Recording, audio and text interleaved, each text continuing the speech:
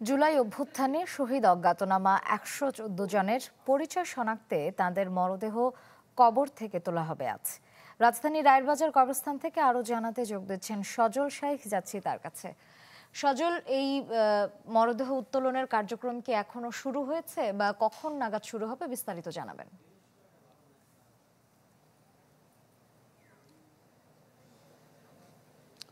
শ্রেয়া, জানেন যে জুলাই ছাত্র গণ অভ্যুত্থানের সময় যেই শিক্ষার্থীরা এবং সাধারণ যেই ছাত্র জনতা নিহত হয়েছিল তাদেরকে যেই furniture just smarter JMG furniture গণকবর দেয়া হয়েছে রায়েরবাজার বুদ্ধিজীবী স্মৃতিসৌধ সংলগ্ন রায়েরবাজার কবরস্থানে।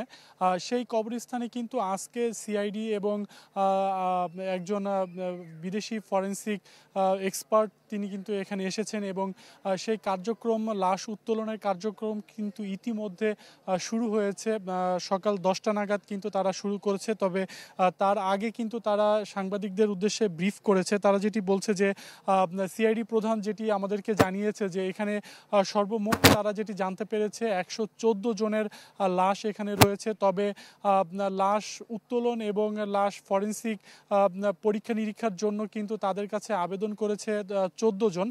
তবে সিআইডি প্রধান আরও বলেছে যে ১১৪ জনের মধ্যে কিন্তু কম বেশি হতে পারে, তবে এটি পরীক্ষা নিরীক্ষা করে এবং তদন্ত সাপেক্ষে তখন জানা যাবে। এবং তারা যেটি বলছে যে আন্তর্জাতিক মানের যেভাবে নির্ণয় করে, যেভাবে ফরেন্সিক কবর থেকে লাশ উত্তোলন করে যেভাবে ফরেন্সিক পরীক্ষা নিরীক্ষা করা হয় সেটি মূলত এখানে করা হবে।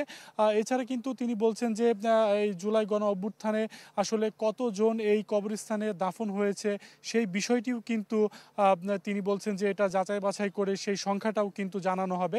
এছাড়া যদি আরও কেউ যদি আবেদন করতে চায়, সে আরও কেউ যদি আবেদন করতে চায় সেক্ষেত্রে কিন্তু তারা সেই আবেদনের প্রেক্ষিতেও কিন্তু তাদের পরিচয় শনাক্ত করে তারপরে পরিবারের কাছে লাশ হস্তান্তর করবে। এবং তারা এটি বলছে যে পরিবার যদি চায় যে তাদের বাড়িতে নিয়ে গিয়ে লাশ দাফন করবে সেটিও কিন্তু করতে পারে। আসলে এই ছিল কবরস্থান থেকে আমার কাছে সর্বশেষ। ধন্যবাদ সজল।